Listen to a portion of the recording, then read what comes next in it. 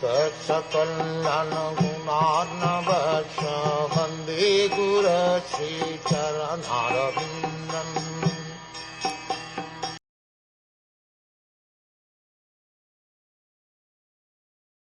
The Supreme Powerful Lord then simultaneously entered into the 23 elements with the goddess Kali, his external energy, who alone amalgamates all the different elements.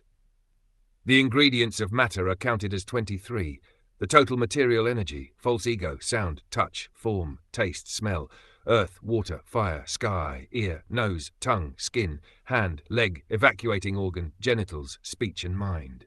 All are combined together by the influence of time, and are again dissolved in the course of time. Time, therefore, is the energy of the Lord, and acts in her own way by the direction of the Lord. This energy is called Kali, and is represented by the dark, destructive goddess generally worshipped by persons influenced by the mode of darkness or ignorance in material existence. In the Vedic hymn, this process is described as Mula Prakritira Vikritya Mahadya Prakriti Vikritaya Sapta Shodashakas tu Vikaro na Prakritya na Vikriti Purusha.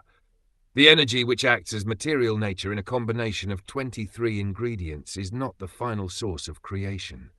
The Lord enters into the elements and applies his energy, called Kali. In all other Vedic scriptures, the same principle is accepted. In Brahm Samhita it is stated, I worship the primeval Lord, Govind, who is the original personality of Godhead. By his partial plenary expansion, Mahavishnu, he enters into material nature, and then into each and every universe, as Garbhodakashayi Vishnu, and then as Shirodakashayi Vishnu into all the elements, including every atom of matter. Such manifestations of cosmic creation are innumerable, both in the universes and in the individual atoms.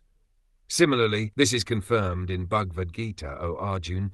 There is no necessity of your knowing about my innumerable energies, which act in various ways.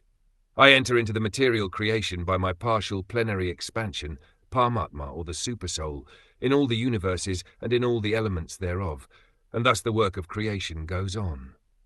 The wonderful activities of material nature are due to Lord Krishna, and thus he is the final cause or the ultimate cause of all causes.